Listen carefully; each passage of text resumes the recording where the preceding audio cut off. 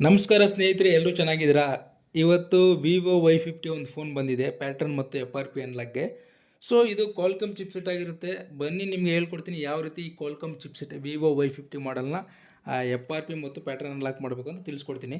So ಮೊದಲಿಗೆ UMT QC4 10.5 ವರ್ಷನನ್ನು open ಮಾಡ್ಕೊಳ್ಳಿ. At present ಇದೆ, ಲೇಟೆಸ್ಟ್ ವರ್ಷನ್ ಇದೆ.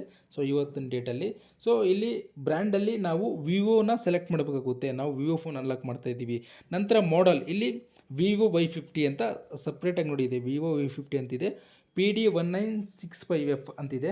ಸೊ ಇಲ್ಲಿ ಫಾರ್ಮ್ಯಾಟ್ ರೀಸೆಟಲ್ಲಿ ಫಾರ್ಮ್ಯಾಟ್ FS ಟು ವಿವೋ ಇದೇ ಆಪ್ಷನನ್ನು ಸೆಲೆಕ್ಟ್ ಮಾಡಿ, ಬೇರೆ ಆಪ್ಷನ್ ಯಾವುದು ಸೆಲೆಕ್ಟ್ ಮಾಡಿಬಿಡಿ, ಸಕ್ಸಸ್ ಆಗೋಲ್ಲ. ಇದು ಸೆಲೆಕ್ಟ್ ಮಾಡಿಬಿಟ್ಟು ಎಕ್ಸಿಕ್ಯೂಟ್ ಮಾಡಿ.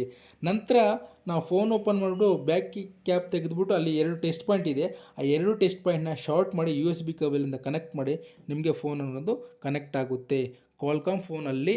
ಕ್ವಾಲ್ಕಮ್ ಚಿಪ್ಸೆಟ್ ಇರೋ ಫೋನಲ್ಲಿ 100% ನಾವು ಟೆಸ್ಟ್ ಪಾಯಿಂಟ್ ಯೂಸ್ ಮಾಡಿಕೊಂಡೆ ನಾವು ಎಲ್ಲ ಫೋನ್ಗೂ ಮ್ಯಾಕ್ಸಿಮಮ್ ಇದೇ ರೀತಿ ಪ್ರೊಸೀಜರ್ನ ಫಾಲೋ ಮಾಡ್ತೀವಿ.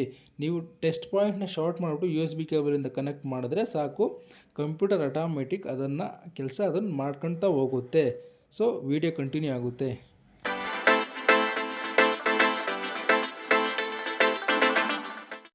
ಸೊ ಇಲ್ಲಿ would you like to reset FRP ನಾವು ಅಂತ ಕೇಳ್ತಿದೆ, ಎಸ್ ಅಂತ ಮಾಡಿ.